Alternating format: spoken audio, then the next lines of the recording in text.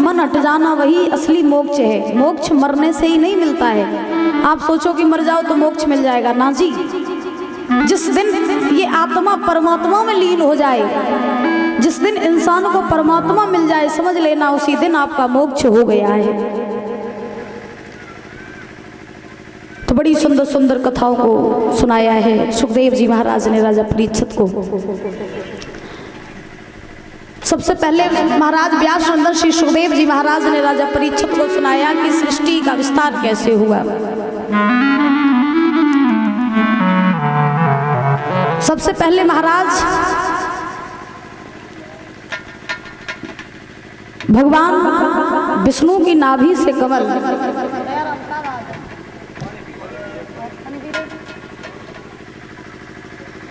प्रमाण ये मिला है कि महाराज जब सृष्टि की उत्पत्ति नहीं हुई थी, तब सृष्टि की उत्पत्ति से पहले ये पूरा संसार जल में डूबा था। जब पूरा संसार जल में डूबा हुआ था, उस समय महाराज एकमात्र भगवान नारायण देव शेष सैया पर लेटे हुए थे। और जब सृष्टि की रचना का समय आया तो भगवान नारायण की नाभि से एक प्रकाशवान कमल प्रकट हुआ। जब महाराज भगवान विष्णु की नाभि से एक कमल प्रकट हुआ तो उस कमल से महाराज ब्रह्मा जी प्रकट हुए। जब ब्रह्मा जी प्रकट हुए तो इन्हीं विष्णु जी ने ब्रह्मा जी से कहा कि ब्रह्मा जी जाओ और संसार की उत्पत्ति करो। फिर महाराज ब्रह्मा जी ने जब भगवान नारायण की बात को सुना कि सृष्टि की उत्पत्ति करनी है, तो ब्रह्मा जी ने महाराज 4 पुत्रों को प्रकट किया। सनत कुमार, सनक, सनंदन, सनातन, सनत कुमार, ये 4 पुत्र हुए। ब्रह्मा जी ने चारों को प्रकट किया और इन चारों को आज्ञा दी कि जाओ तुम पृथ्वी का विस्तार करो, सृष्टि का विस्तार करो। तो इन चारों ने कहा कि हम संसार में लग जाएंगे तो फिर हम भगवान को भूल जाएंगे, बड़े हो जाएंगे, फिर बहुत सारी समस्याएं आ जाएंगी। तो महाराज चारों पुत्रों ने ब्रह्मा जी से मांगा कि हे प्रभु, हमें सृष्टि का विस्तार नहीं करना है, लेकिन हम आपसे एक वरदान चाहते हैं। ब्रह्मा जी ने कहा क्या वरदान चाहते हो? तो सनत कुमारों ने कहा हम वरदान ये चाहते हैं कि हम जीवन में कभी बड़े ही ना हो, हम 5 वर्ष के बालक ही बन करके रहें। क्योंकि वो जानते थे कि सृष्टि का हम विस्तार करेंगे तो हम फिर बड़े होंगे, फिर बड़े हो जाएंगे, शादी विवाह होंगे, फिर बच्चे होंगे, फिर उनमें ही देखभाल में मोह में फंस जाएंगे, फिर भगवान को कैसे प्राप्त करेंगे। इसलिए 5 वर्ष के ही रहें तो संसार में पढ़ना ही नहीं है। तो उन्होंने ब्रह्मा जी से कहा कि ऐसा वरदान दो कि मैं 5 वर्ष का ही बना रहूं। ब्रह्मा जी ने कहा ठीक है, जैसी तुम्हारी आज्ञा, जैसी तुम्हारी इच्छा, जाओ हम तुम्हें वरदान देते हैं कि तुम 5 वर्ष के ही होकर के रह जाओ। सनत कुमार महाराज जो हैं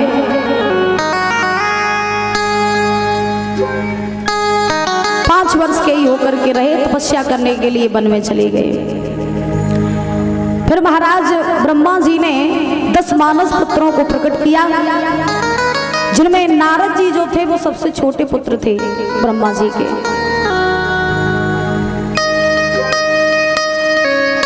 फिर उसके बाद महाराज इन ब्रह्मा जी ने एक सरस्वती नाम की लड़की को प्रकट किया।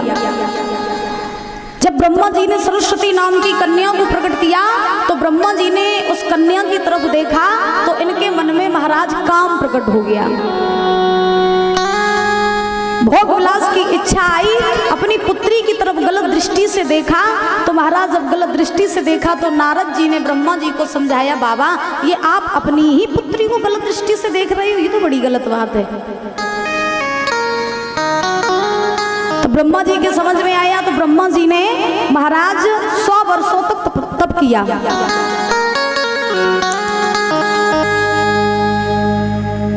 फिर तप करने के बाद में जब महाराज ब्रह्मा जी की आंखें खुली तो उन्होंने अपनी भुजाओं का मंथन किया, और जब भुजाओं का मंथन किया तो ब्रह्मा जी ने एक नर और एक नारी को प्रकट किया।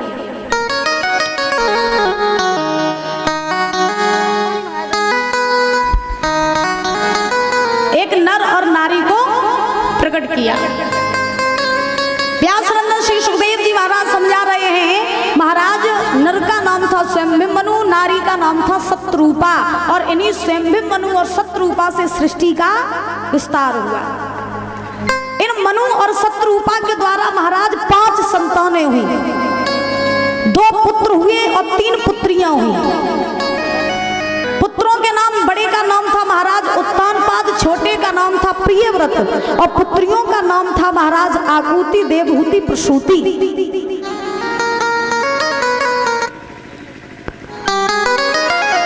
प्रसूति का विवाह हुआ महाराज दक्ष प्रजापति के साथ, देवहूति का विवाह हुआ कर्दम ऋषि के साथ।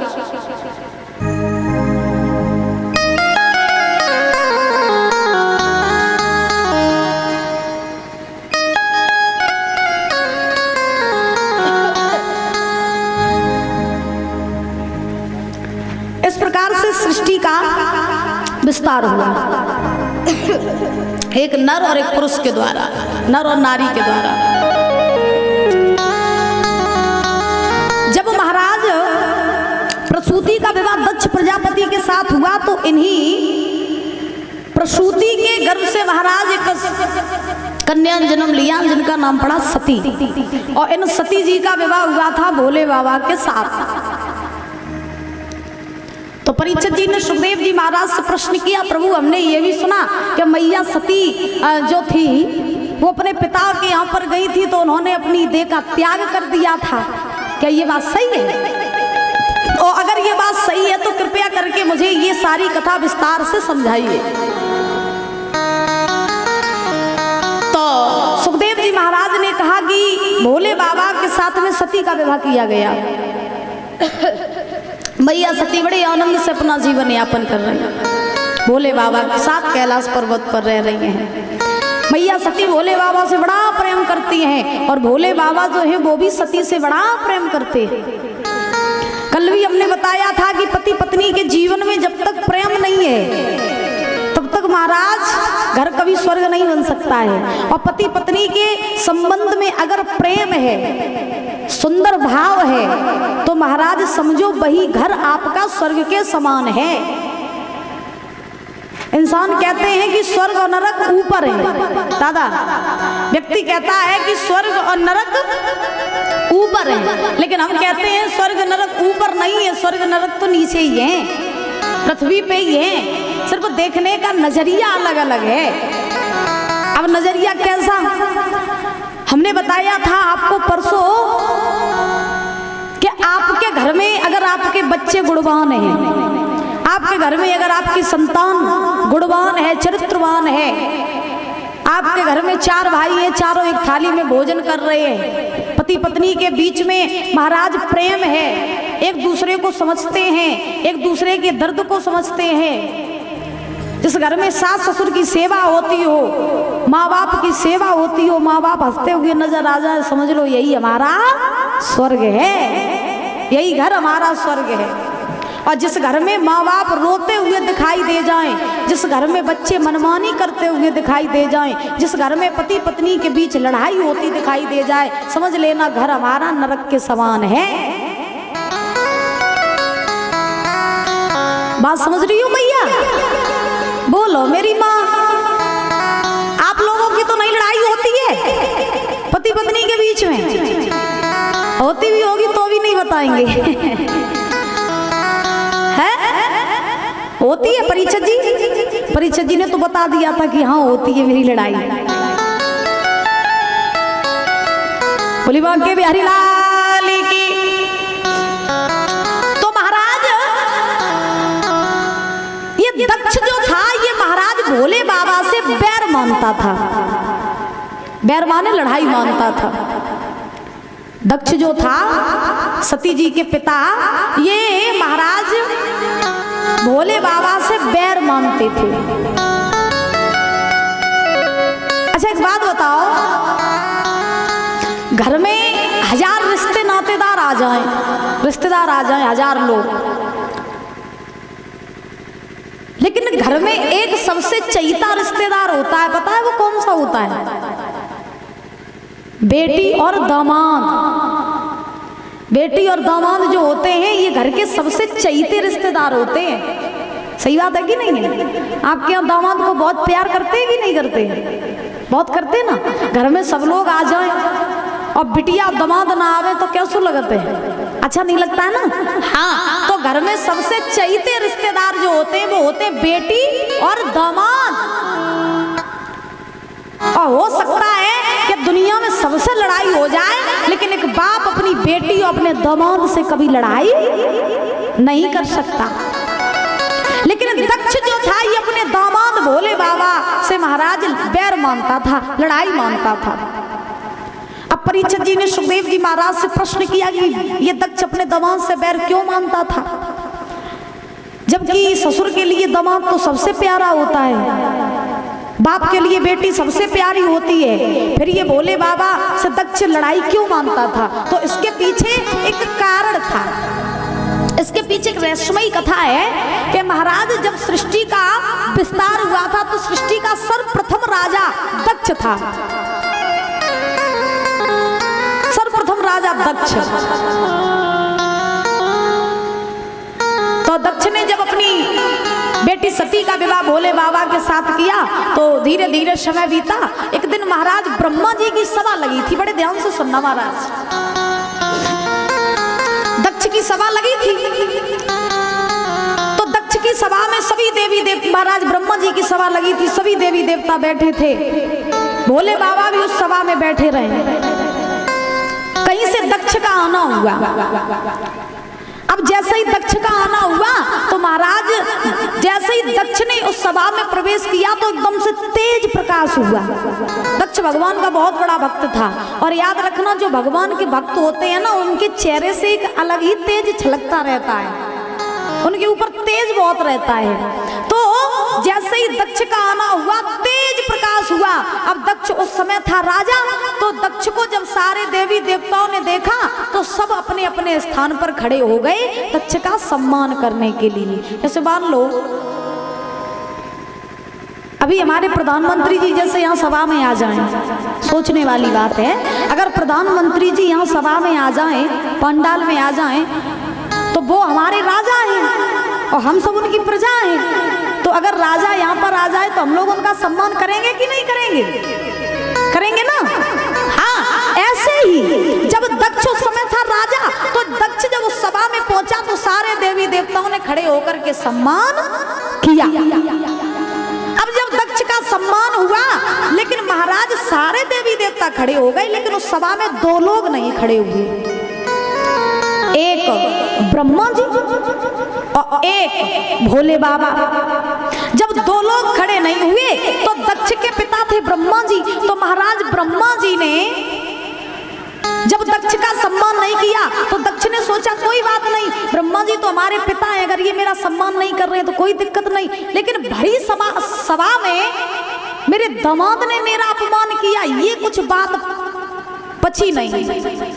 तो दक्ष ने उस समय भोले बाबा से महाराज अपशब्द कहने प्रारंभ कर दिए। उस समय दक्ष को थोड़ा अभिमान भी था महाराज, और जब दक्ष को थोड़ा सा अभिमान था तो अभिमान में आकर के दक्ष ने भोले बाबा से अपशब्द कहे कि तुमने इस भरी सभा में मेरा सम्मान नहीं किया, अब हम तुम्हें छोड़ेंगे नहीं। अब भोले बाबा तो सीधे साधे, उनसे कहते भी हैं भोले बाबा बड़े भोले भाले हैं, भोले इतने हैं कि एक लोटा जल में ही बांध जाएं, और भाले इतने हैं कि गुस्सा आ गई तो फिर महाराज अपने बाप की भी नहीं सुनते हैं।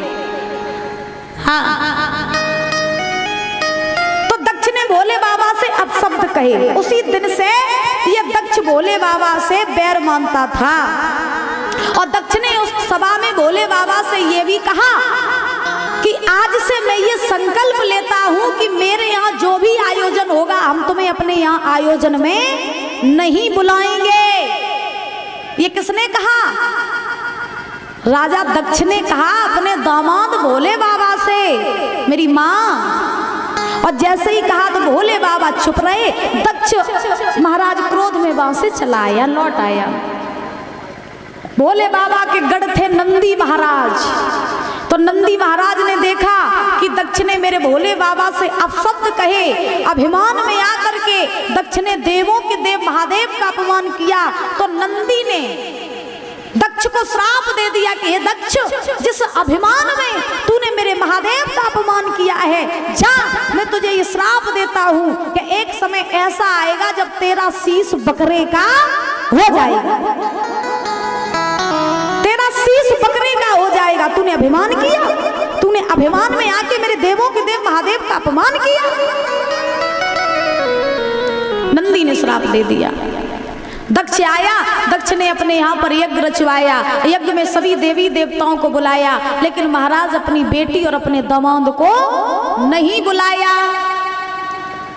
और जब वो भोले बाबा और सती को नहीं बुलाया तो दक्ष यज्ञ कर रहा है। सारे देवी देवता जो हैं वो विमानों में बैठ करके दक्ष के यहाँ जाने लगे। महाराज कैलाश पर्वत से होकर के सारे देवी देवता गुजर रहे हैं। मैया सती ने देखा तो भोले बाबा से पूछ दिया, नाथ ये सारे देवी देवता आज कहाँ जा रहे हैं विमानों में बैठ के? तो भोले बाबा ने कहा, सती ये सब तुम्हारे मायके जा रहे हैं। कहाँ जा रहे हैं? मायके।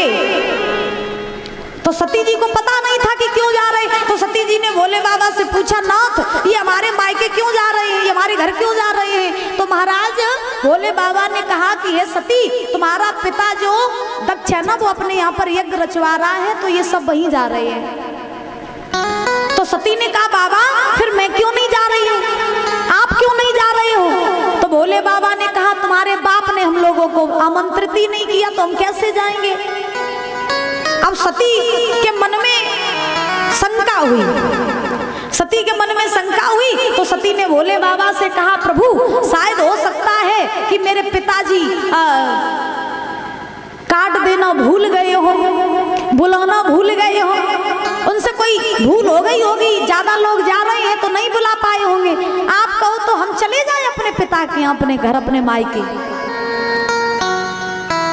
जो ये बात कही, दादा इनको बैठाल दो आराम से, बैठाल दो इनको। बोली बांके बिहारी लाल की, एक बार प्रेम से बोलो राधे राधे।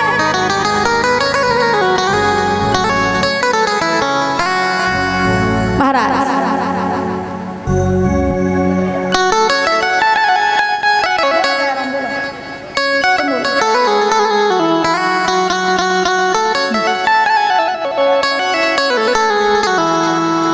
बैठाल दीजिए, सबका मन भटक रहा है, सबका मन इन्हीं के ऊपर जा रहा है।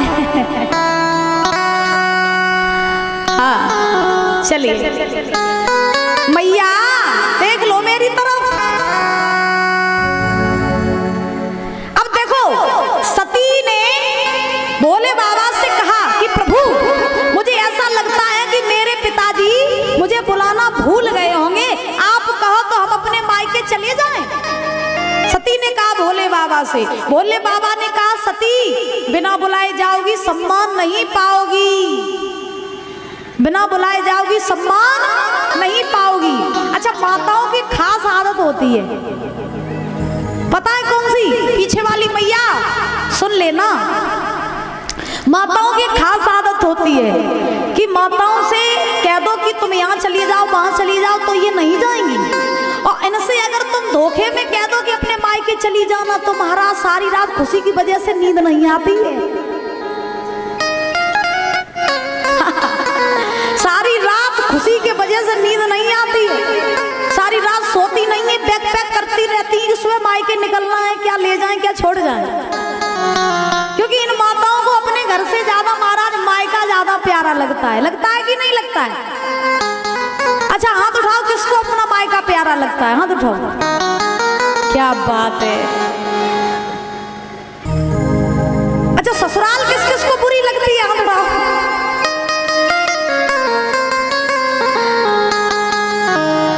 अच्छा, ससुराल अच्छी किसे किसे लगती है? अच्छी भी नहीं लगती है। इनको ससुराल ना तो अच्छी लगती है ना बुरी लगती है, मायके की बात आ गई तो कितनी जल्दी हाथ उठा दिया।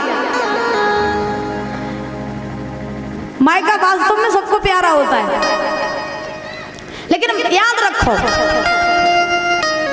एक लड़की के लिए उसका मायका कब तक होता है, बड़े ध्यान से सुनना। एक लड़की के लिए उसका मायका, उसका घर तभी तक होता है जब तक उस लड़की की शादी नहीं होती। और जिस दिन लड़की की शादी हो जाती है और लड़की अपने माँ बाप को छोड़ के, अपना घर छोड़ करके और ससुराल में आ जाती है, उसी दिन ससुराल उसका घर हो जाता है, मायका उसका पराया हो जाता है। मायके जाओ बहुत अच्छी बात है, हम नहीं रोक रहे, ना जाओ, अच्छी बात है, खूब जाओ, लेकिन मायके में जाना कब चाहिए? मायके में तब जाओ जब आपका पूर्णतः आपका सम्मान हो, आपका भी सम्मान हो और आपके पति का भी सम्मान हो, तब जाना चाहिए। बिना बुलाए अगर मायके में जाओगी तो मैया मेरी सम्मान नहीं पाओगी, याद रखो।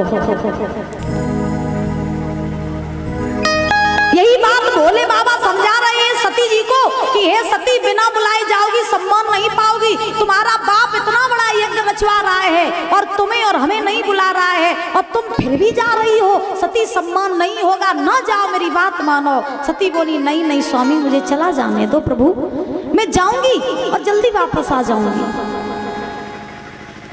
मुझे जाने दो। तो भोले बाबा बोले नहीं मानोगी? बोले नहीं मानेंगे, जाएंगे, मायके जरूर जाएंगे। मायके में जाना दो प्रकार का होता है। कैसे?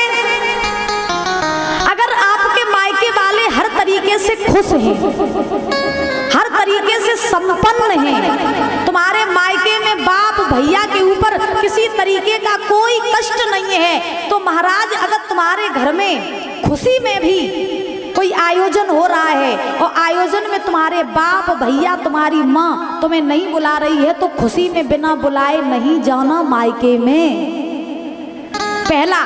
दूसरा, अगर तुम्हारे मायके में दुख है, तुम्हारे मायके में तुम्हारा भैया बीमार है, तुम्हारा बाप बीमार है, या घर में कोई बीमार है और एक बार तुम्हारे बाप भैया तुम्हें बुलाना भूल जाएं, तो ऐसे में तुम बिना बुलाए चली जाना, तो कोई दिक्कत वाली बात नहीं है।